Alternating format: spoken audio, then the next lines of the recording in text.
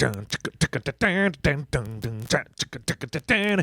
want a righteous invasion of truth. We want a riot. It's not your mama's Christine podcast. Welcome everybody back to my Christian podcast. The Christian podcast doesn't take itself too seriously. I am your host Shane. Here with my brother Eric. You want a riot? Never. Carmen. Yeah, R.I.P. man. I know. He just passed away, what, last week? Yeah. Yeah. It's a rough day. Yeah, that was a rough day. Who else died that day? Rush Limbaugh. Oh, Rush Limbaugh. That's It's right. a rough day for conservative Christians. Oh, yeah. Yeah, Carmen, most people probably don't know who Carmen is. Have you tried? I started asking people when the day he died. I was like, because my office is here at in the bottom of Crossroads Church, and I was like talking to different people. Yeah. And I was like, hey, you know Carmen? And they were like, no. Nobody? No, Tim knew who he was. Okay. I didn't ask Jesse. I would assume Jesse would know. Jesse would know. If you grew up in a Christian home back then, you for sure knew who Carmen was. Tim, if he was so cool. Yeah, Tim, if you don't, if he was on the podcast not long ago, Tim Brooks is who I was talking about. But Carmen. Lauren didn't listen to Carmen, right? No. Have you tried showing Carmen to Lauren? No, I don't think, because Lauren was working the night shift the day that he died. So whenever she works, I mean, not just that day, like ever. No. Why? Because I don't think about I've Carmen. shown Erica Carmen before. Yeah. She's like, what is this? Like, she cannot believe anyone would listen to it. But here's what I would say. First off, before you judge Erica, I would never say this to her face. I always say it to her face. No. A lot of artists in the early 90s are not good. Yeah. Like it was very prime for that day and age. Yeah. It's not good now in the 2020s, but back then it wasn't like that terrible. Right. It was still very, very Christian, very, very corny for sure, but that was more of the style in the 90s. Go back into, he was in the late 80s, early 90s. What do you think, Vanilla Ice is good? Yeah, do you think he was huge? Bloodhound Gang is good? Bloodhound Gang? That's not the 90s, is it? This is I bet it's end 90s. I think it's like late 90s. Early The one song I know. Bloodhound. How did you go from Carmen to the Bloodhound Gang? That's the kind of jumps we make here. I was just thinking of corny songs I used to like, and I thought of Bloodhound Gang. Wow. If your congregation knew that you grew up listening to the Bloodhound Gang. The other day, Eminem came on while we were playing a game, and I knew every single lyric. Yeah, I even said, I was like, isn't it impressive I know every single lyric to this? Because that's what I listen to. That's crazy. I mean, Mom and Dad didn't love us listening to that, but you know what? We did. Yeah. But we had enough Carmen in our back pocket that we could listen to that and be fine. We're still pastors. Yeah, absolutely. And yeah. For sure, that's 100% right. But with Carmen, it seemed like a lot of, if you grew up in a Christian home in the 80s or 90s, you would know who Carmen was. Most likely. Because at that time, too, in the 80s and 90s, it was the Christian culture was very much burn all of your secular CDs, no movies, right? All of the stuff where it was like sheltering your family. Yeah, watch Salty Praise Book. Yep, homeschool your kids. Get McGee and Me VHSs. Yeah. Listen to DC Talk, Newsboys. But that Audio was later. Audio Adrenaline. That was later. Carmen was before all of them. Yes. And I think that Carmen probably appealed more to our parents' generation anyways. So when you're a kid, you don't really pick the music you listen to. No. Right? When you're in elementary school, I didn't choose My to kids listen to don't Carmen. like Avett Brothers, I don't think. I just make them listen to it constantly. Yeah. They always say, Dad, why do we always have to listen to your music? I would say, because your music sucks. And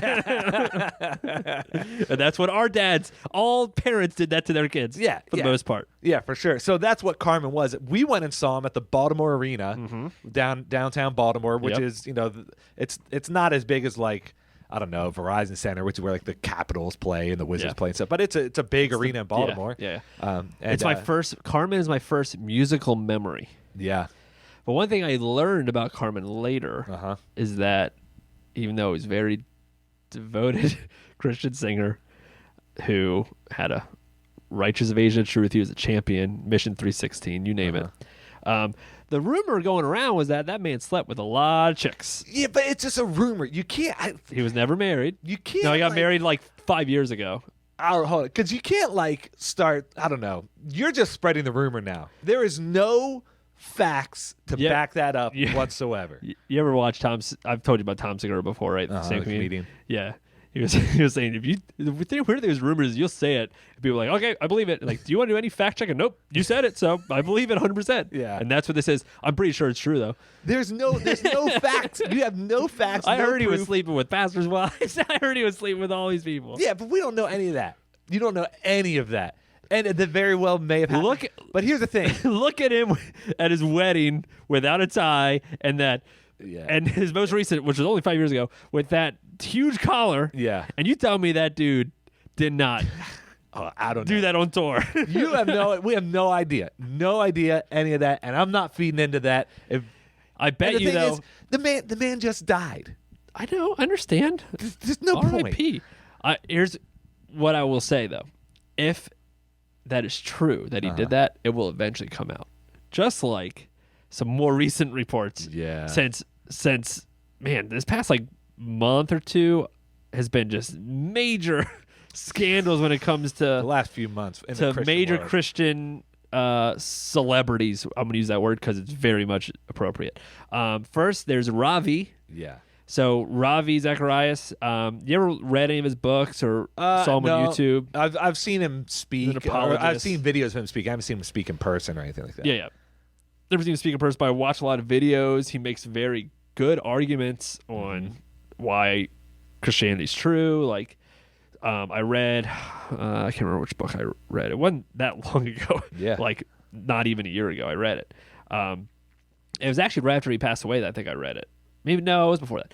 Because when did he pass away? He didn't pass away that long ago. No, it was like within the last year. Yeah. And then as soon as he passed away, that's when some things started to come out about him. I thought there were some things coming out prior. Oh, were there? I think it was rumors, just like I told you about Carmen. Just get ready for the Carmen stuff coming. But see, I don't. Yeah, he died in May 2020, so it's actually almost a year ago at this point. And but I remember when he died, like the Christian world was, posting all these things.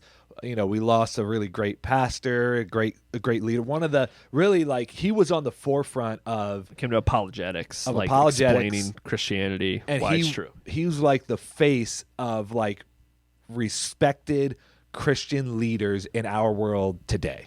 Yeah, that's who he was. Intelligent. Because if you don't, because I'm sure not everybody knows who he is. I'm sure a lot of people do, but I'm sure a lot of people also don't. Right, and so he wrote many books. A huge he was born in India. Yeah. I think he lived in Canada. But yeah, if you watched him, it's like a lot of times you'll hear pastors, and pastors are smart, I guess. Mm-hmm. But we're just taking other people's ideas and making it our own. Everything's regurgitated. But then every once in a while you'll get someone that's like, oh, that dude's like just he's a teacher. That's what he is. All he does is just genius. Yeah, he's smart. And so he wouldn't give sermons. He would just talk about why he believes he believes in Jesus and Christianity, and then at different lectures, people would ask him questions, he would answer it, and you can find them all on YouTube. All really good stuff. His book was really good. I liked his book. I mean, he's written many books, but the one I read, but it came out after there's most recent investigation that I guess his company, RZIM,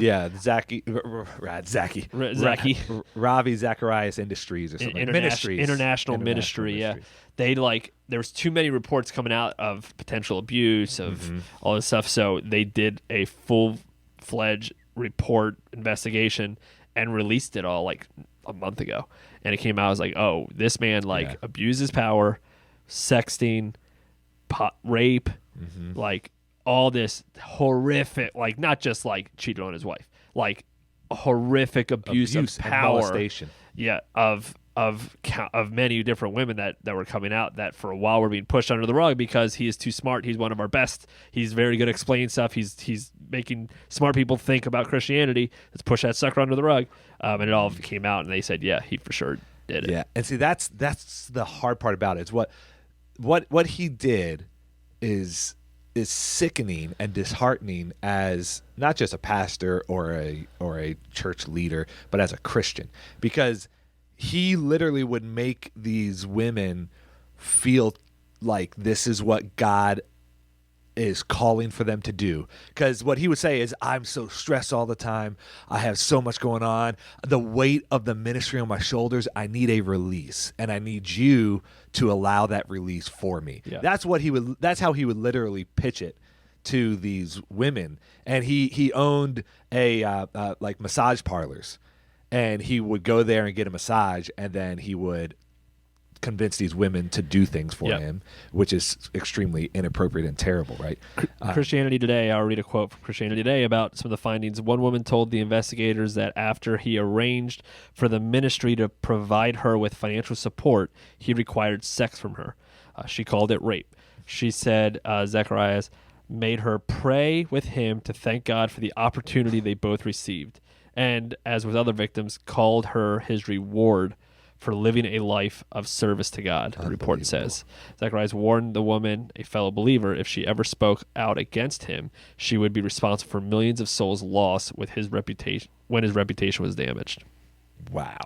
That is like the worst manipulation that you could do. That blows my mind that man did that. He solicited and received sexually explicit photos from more than 200 women who were in their early 20s until a few months before his death, when he was in May, when he was 74. So here's the thing with this too, right? And I had someone say this to me recently. How can a person read scripture? Because and it's not just Robbie. Like, there are people that I know who are faithful in reading the Bible, who are faithful in their quiet time and devotion and praying, and then still seem to miss it, like miss the whole point of it all, and don't see. And for Ravi especially, that's his whole life and his job, breaking down scripture, breaking down what the Bible says, communicating the message of God, and communicating it in such a way that it is powerful and changed the way that many people viewed Christianity in a positive way. How can that guy then do things like this? You compartmentalize it. That's right? so crazy. Like, how many people are addicted to porn and are also pastors? Like, what do? You compartmentalize it. That's I just do that. I know I probably shouldn't do it, but I'm addicted to it. So, like, that's what everyone does, right? So, like, I've done that before. So I don't know. It's hard to. It just, I don't get how it's not just like looking at porn or an affair or whatever. Those are all terrible things. And our next person we're going to talk about did some of those things. Yeah. But this is like, geez, abuse, like insane manipulation and abuse that you obviously know is insanely wrong. There's no way for you to justify that. Right. How can you do that while also, is it just, did he actually believe any of this stuff? I think you can believe and do terrible stuff behind the scenes, but can you do that terrible stuff and truly believe? I don't know if you can do that. Like, I don't know how you do it.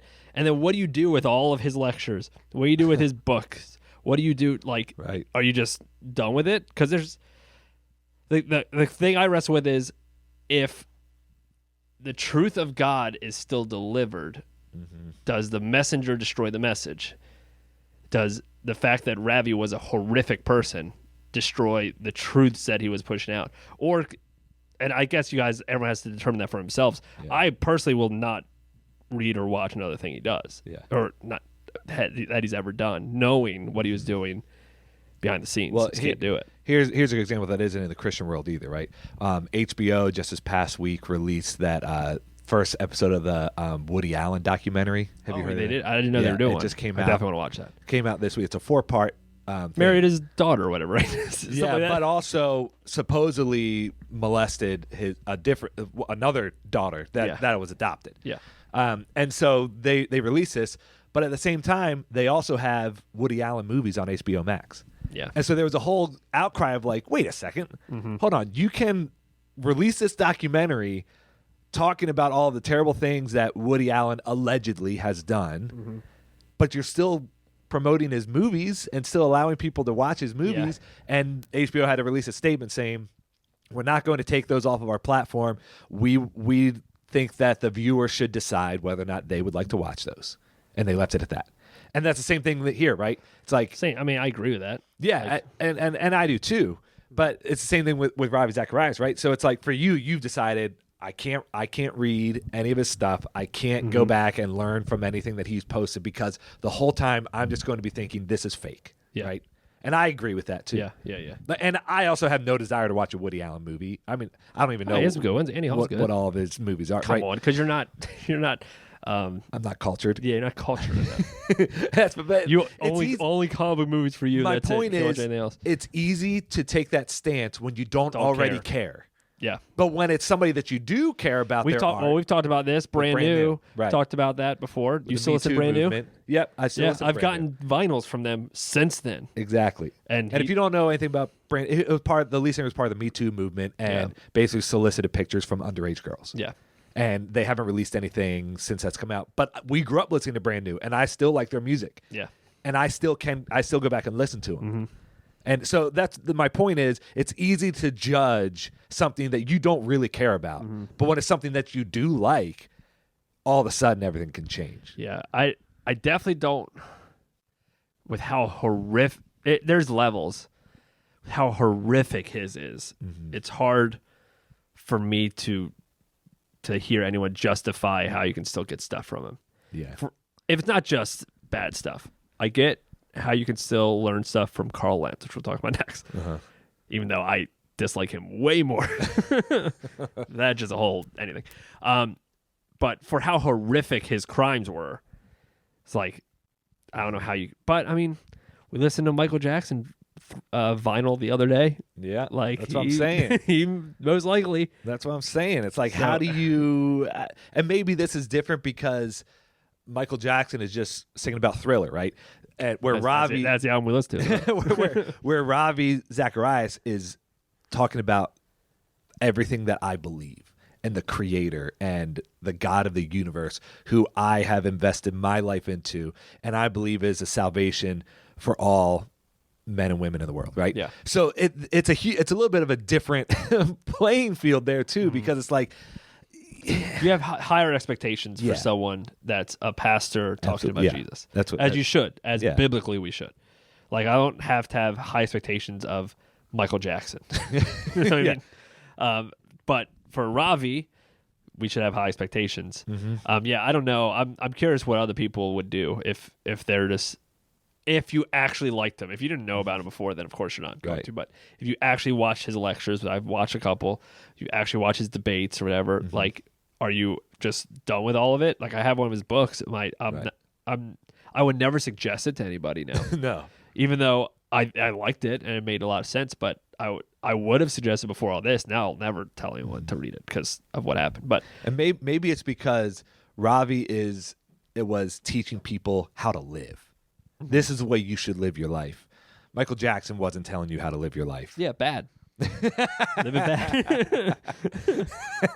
Yeah. So, but that, you know what I'm saying? Like that, like he's trying to give you instruction on how to be a follower of Jesus, how to be a Christian. Yeah. And then all the while he was doing the horrific things that he was doing. That's the difference, I think, between a Woody Allen movie. Yeah. You know, and that. Do you remember the Weird Al? That's all that's on your anything you just said. I know. As I was talking, I could just see your eyes glossing over. I was thinking eat it instead of beat it.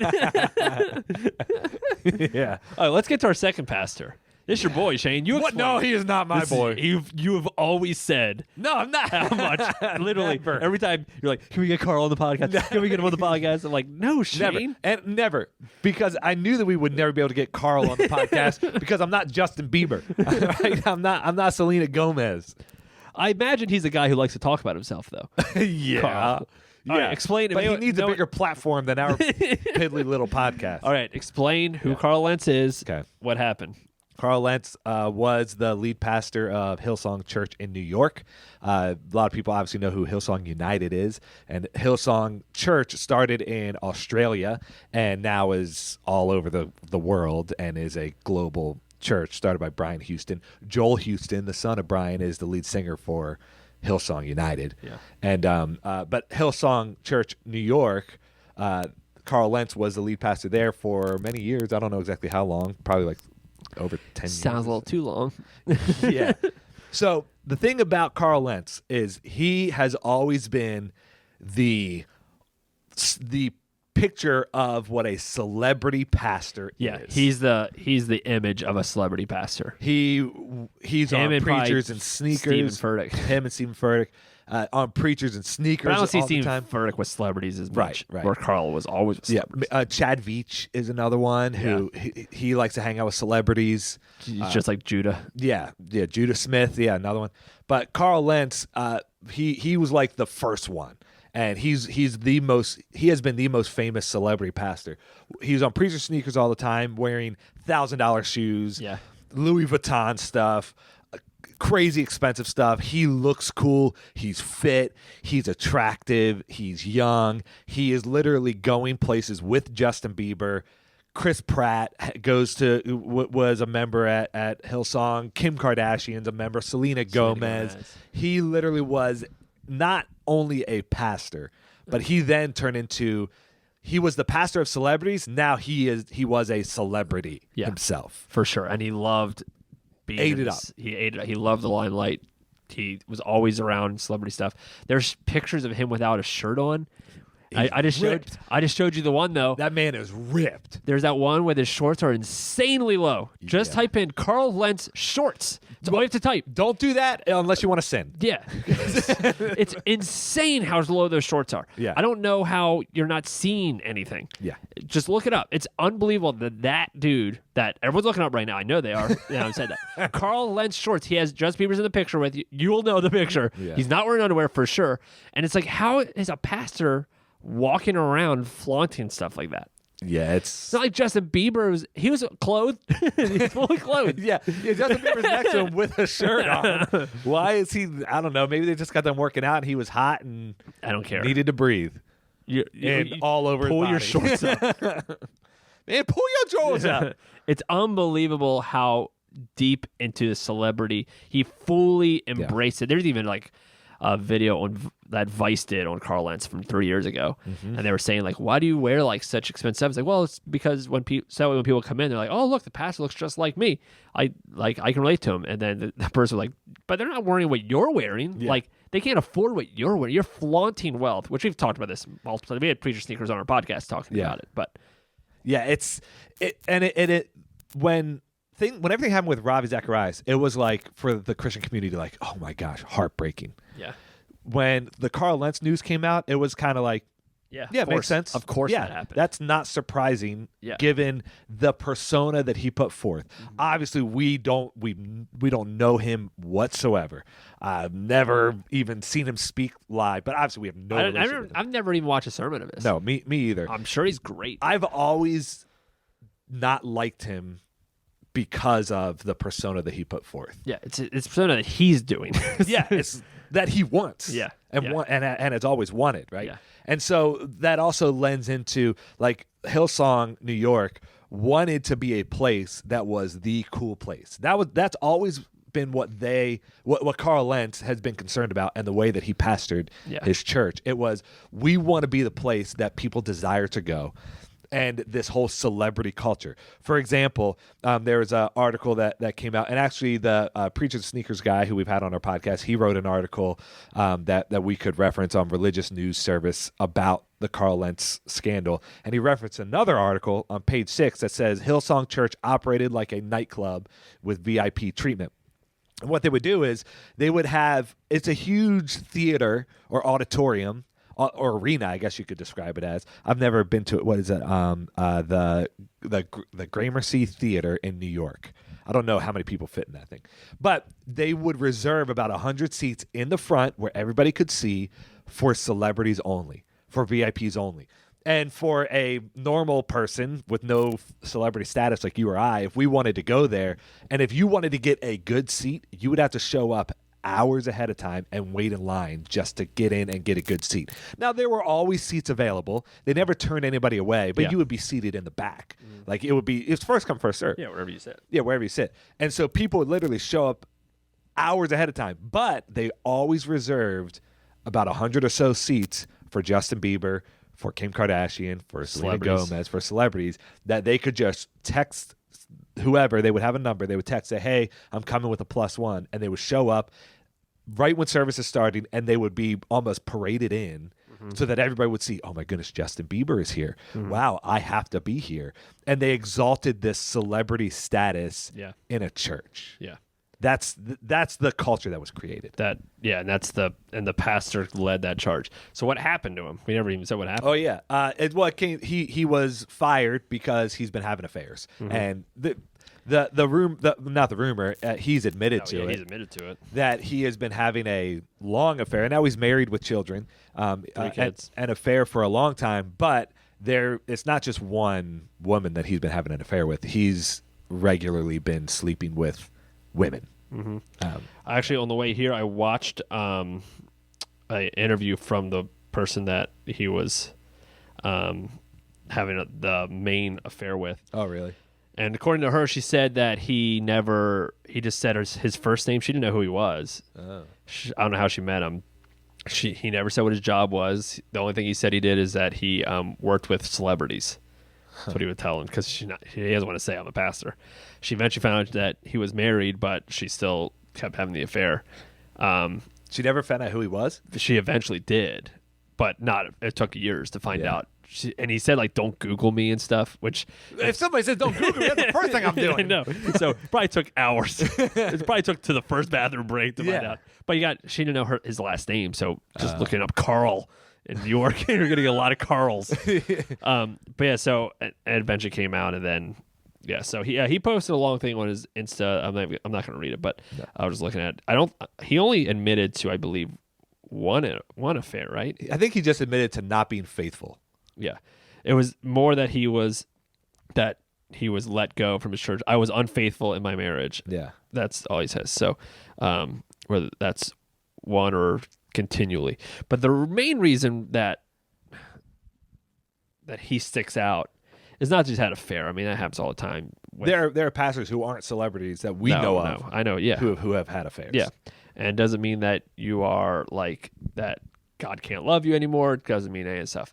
I do believe that it might make you unqualified now for the role, because it's a privilege what we're able to do, and we're held to a higher standard. And I think you can still serve God, and you don't have to be a lead pastor somewhere when the environment most likely helped influence and push you towards that sin that you cannot. I mean, he's obviously a narcissist, right? That's as obvious as possible. And then you're a pastor of an insanely huge megachurch with celebrities. He's friends with a bunch of celebrities. Of course. How does that not go to your head? Yeah. I know pastors that are narcissists now, let alone then you put all that. Like, it's just going to like a church of 75 people who are narcissists. For sure. A lot of church planners are narcissists. Yeah. So like, I get how it happens very easily. But I know what's going to, I know the story. I know what's going to happen. He'll be fine. He's going to lay low. And then in a couple years, maybe not even that long.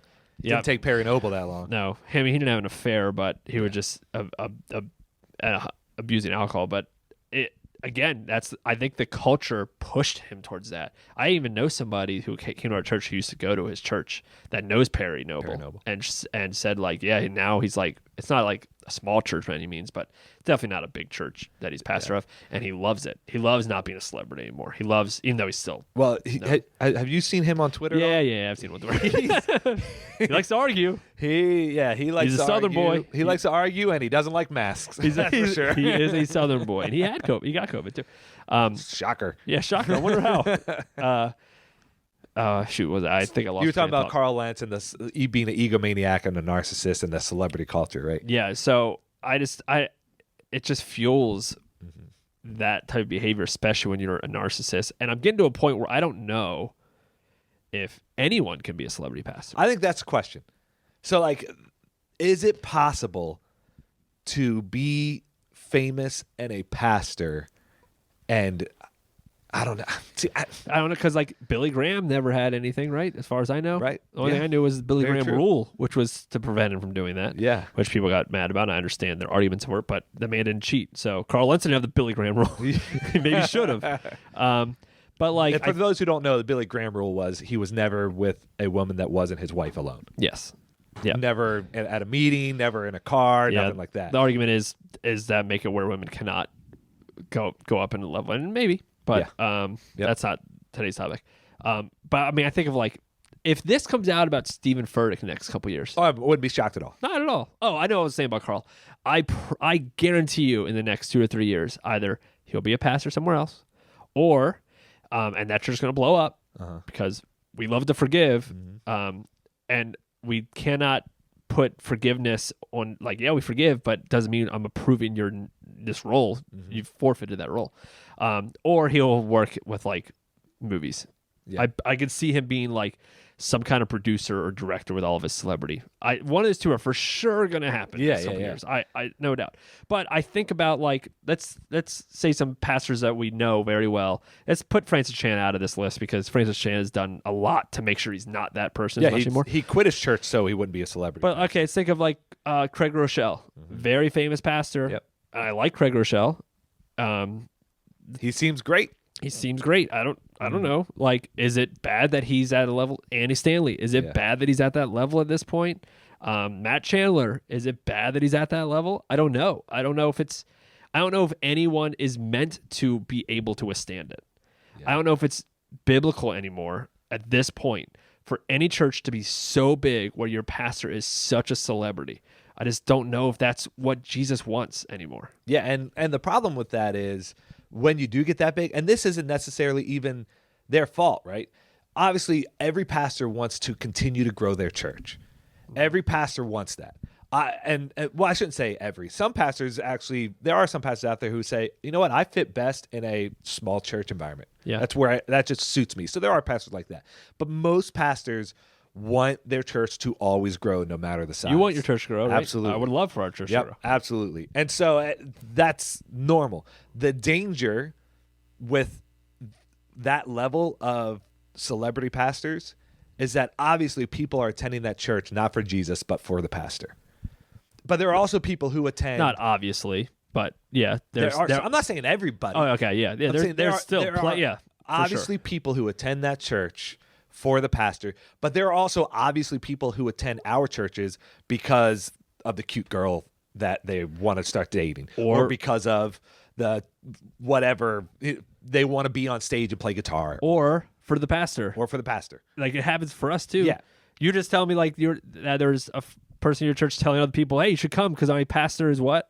What'd she say? Yeah. This is Heather. She listens to our podcast. I'll text her and let her know that I talked about her.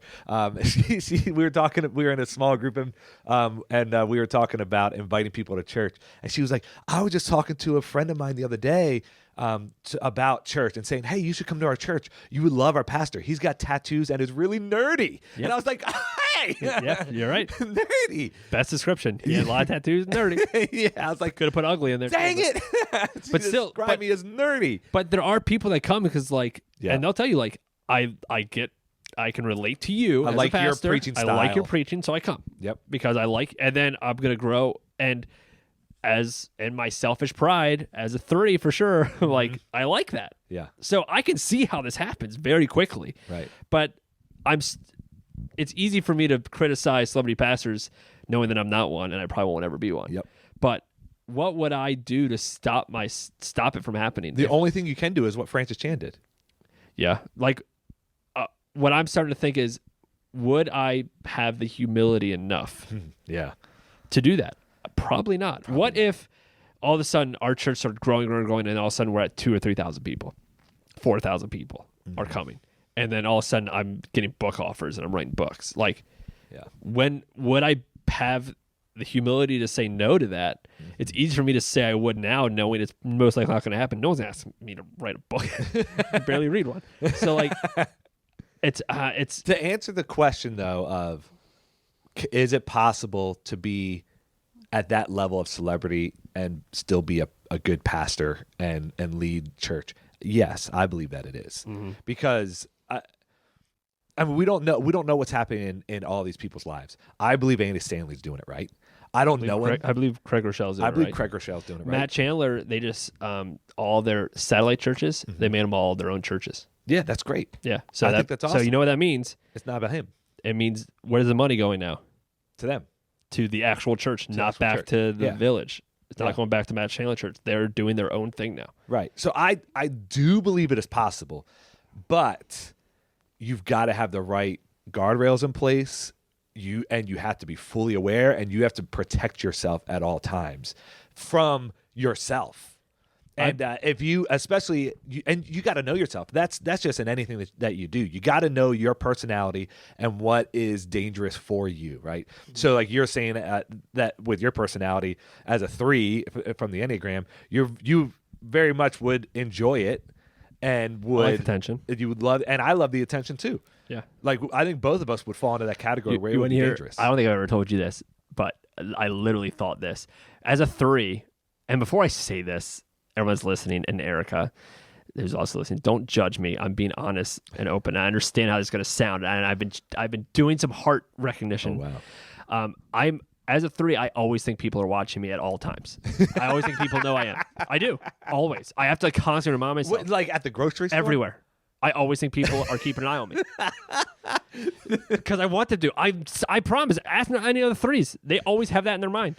The best thing for me is going to the gym because there's so many people. I'm trying to do 2 pull-ups, and there are girls that are killing pull-ups. I'm like, oh, I'm glad I'm here. This is good for my humility. Because it's like I'm so weak. Anyways, I went, myself and Topper, ex-host, pour one out.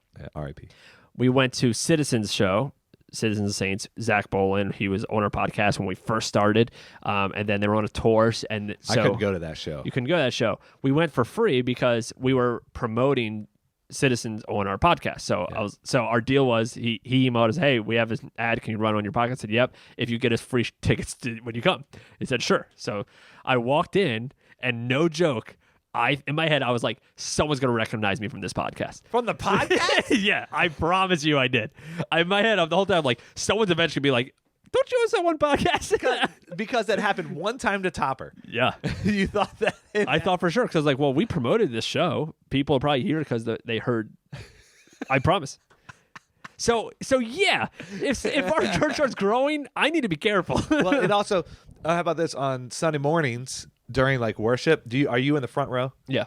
So am I. Well, we're getting ready to start up church here in a couple weeks, and during worship, in my head, it's always like somebody is looking at me right now. Yeah. And in that environment, yeah, probably because you're the pastor, and I'm up front. Yeah. Even though I'm not on stage yet, so in my mind, I'm always like, okay, make sure that I'm doing what's right, because I know somebody's probably looking at me right now. I've admitted that in a sermon. Yeah. It's my new approach, because I asked somebody, because I was like, I'm worried that I'm like, because I'm starting a church, like, am I a narcissist? I was worried that I was.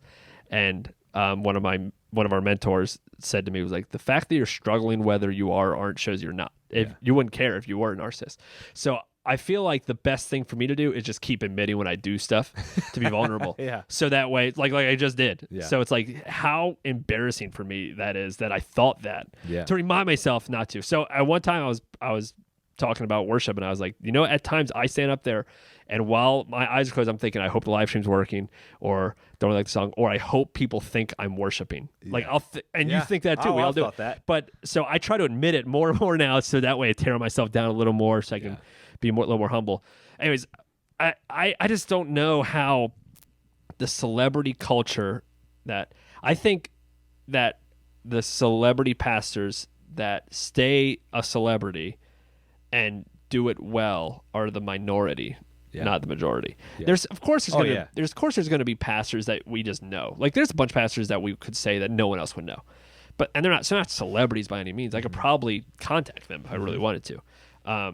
But they're just part of bigger churches, right? Yeah. Even locally, there's pastors that are part of bigger churches that are by no means a celebrity, but like a lot of people know them. So are they a mini celebrity? It's just like Stephen Furtick, for example. I remember reading about him before, where there is another pastor who I don't know his name, and I just thought this in my head, so I didn't have it prepared ahead of time. There's another pastor, like in Texas or something, who laid out the blueprint for how to be a celebrity pastor. Yeah. And Stephen Furtick followed that blueprint to a T, and he is a celebrity pastor. So, like, him, for example, I think the whole time he was like, I want to be the pastor of a mega church. Yeah. And so I'm going to do all that I can and follow this blueprint and be a mega church. Where did you hear that though? I remember reading an article about it or something like that. It was a while ago. Again, you were all mad at me because I hurt your Carmen with the rumor and you just gave another one. That's because Carmen, there's no evidence. I could find an article. Oh my goodness. Is that all it takes? An article now? And now it's on its gold for you, Shane? Now it's concrete truth. What I just shared about Stephen Furtick, I think fits. You know, look at Carmen and tell me what I said does not fit. I don't know. Yeah, it's true. I don't know. It just conveniently fit for this argument. Anyways, I think that there are pastors out there who definitely are like, I want to be a megachurch pastor. And we've talked about it before a long time ago, but there's a cap that like I won't make any more than a certain number. Like I was even thinking the other day, is it 50,000? Yeah, I'm almost there. I mean, it could be 100,000 and then I'll just say I just won't pay any taxes ever. Anyways, I remember thinking the other day, what would I do if someone like wanted to gift me a Tesla? I wouldn't be able to take it. You can't take that. I wouldn't take it. You can't. Because I could not flaunt wealth. Like maybe there are times where I flaunt. I just know how little I make compared to everybody else, so it's easy for me not to flaunt it. Yeah. I wear the same 7 shirts. People make fun of me at church because like you only wear 7 shirts. Because like there's a red one, there's a blue one, there's just whatever. But yeah, I have to do stuff to be extra careful. I think Craig Rochelle does a good job with it. I listened to a sermon he did. He whenever he gets a new shirt, he gives one away. He only has like 10 shirts, and when you watch him preach, you'll see him wear the same thing a bunch. You'll never see Steve Furtick wear the same outfit, never, because he says that they have people that dress him for church. Who, Steve Furtick? No, Craig Rochelle, but it's only 7 outfits. And he showed a picture of his closet. It's like 7 shirts hung up. That's it. That's the only things he'll wear. I've got more shirts than that. Yeah. So like he does things intentionally, knowing the trap that can come. Because I mean, he writes books, he writes other stuff. So like the wealth that he could get, which he probably is very well off, right? I think that's what you have to do, and that doesn't just go with pastors. I think that goes with anybody, any vocation you are in. That's always a danger if it's something where you can be like at the top of whatever and be a celebrity, make millions of dollars. How many times do you hear about like Russell Wilson, for example, who was I don't know if he married his longtime girlfriend, was with her forever. I think that he did marry her, or at least was engaged, and then broke up with her, and now he's married to Sierra. Yeah, and all of a sudden completely changed. And I'm not saying there's anything wrong with Russell Wilson, and I don't know the ins and outs of their relationship, but you see someone who is a normal person, and then they release celebrity status, and now their entire life has changed, and now their entire personality also changes with it. Yeah. That I think that's dangerous, and I never want that to happen. Like I want to always be me. I don't want to change everything about me because I have more money or wealth or fame or whatever. I would never want that. I just want to be me. I think it's bad. It's easy to say when that isn't even a possibility. So far away.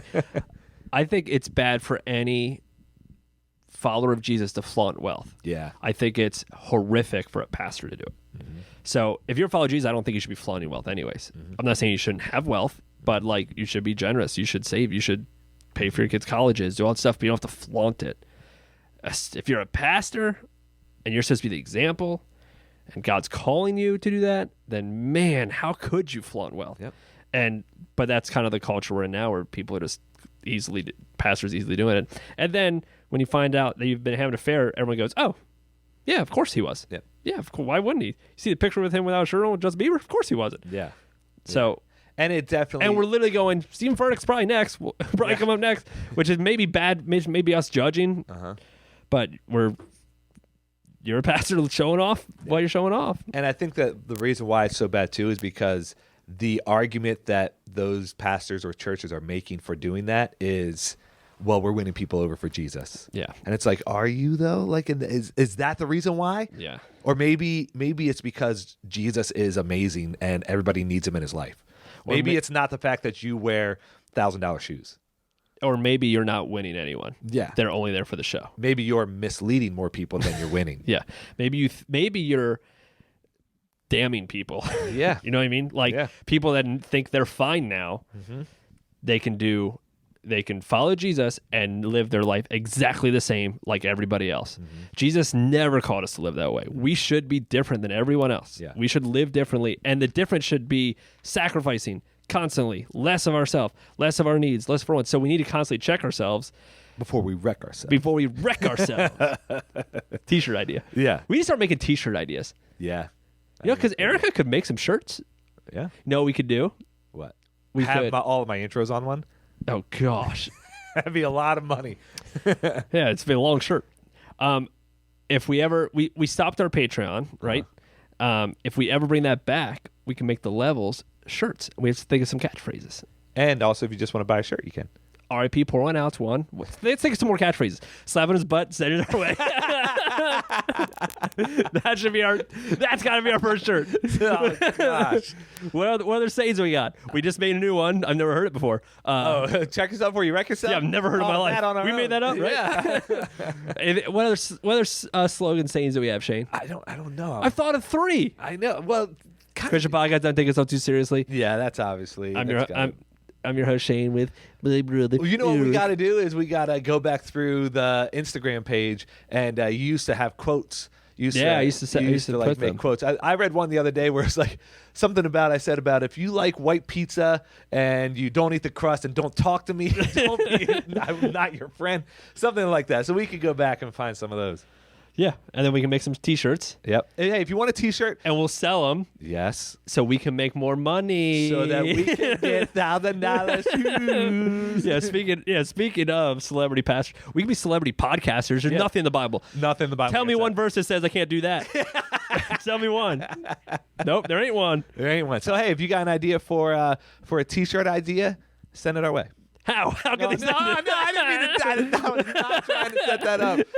Oh, well, I have to find out a way. Okay. If you got an idea for a T-shirt, a quote, something like that, all you got to do is go outside, take that snowman that's out in your front yard. There's it melts. Stop. Depends on where you're from. If you're in Texas, you still got it. Stop. Do they still snow in Texas? Probably. I don't think they do anymore. Do they? I know Ted Cruz doesn't because he's in Mexico. Yeah, what are you doing, dude? Come on, man. Don't go for a Cancun vacation. And then blame it on your kids. Yeah, that's even better. They needed a break. It's been real stressful. First snow we've ever seen in Texas. Yeah, anyways. So go outside. Find Ted Cruz. Get that snowman in his front yard. Take your question.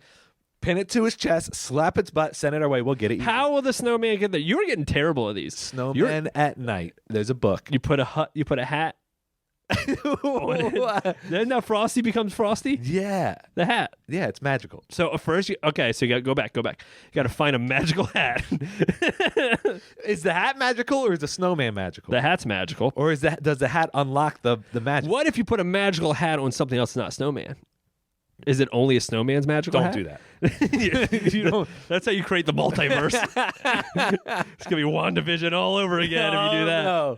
Anyways, send it to us. You can also go to our website, mymchristianpodcast.com. You can go to our Facebook, Instagram, Twitter. We haven't checked our Twitter in a while, but we check our Facebook and Instagram still. I've got a couple new followers recently. Also, if give us a 5-star review. Yeah, we've gotten a couple 5-star reviews lately, but people aren't commenting on it. We've gotten 5-star reviews, but they haven't left a comment. So come on, we want to hear. I mean, don't give us anything less than a 5, okay? Yeah. We've also got comments for less. And they're right, actually. But yeah, and so if you haven't yet, please subscribe. So that way you can actually get this when we release them. Who knows when, I don't know what our ratio is going to be, but we'll release them sometimes. So that way you actually get it. I think that's all we got. So Shane, anything you want to say before we leave? Yeah. We're rusty. Yes. Check yourself before you wreck yourself. Thank you for listening to Not Your Mama's Christian Podcast. Make sure you subscribe and leave us a nice review. To support the podcast, you can go to our Patreon page, patreon.com/NYM Christian Podcast. Music provided by The Revived. Check them out at therevivedmusic.com. Stay connected with us by liking us on Facebook and following us on Twitter and Instagram.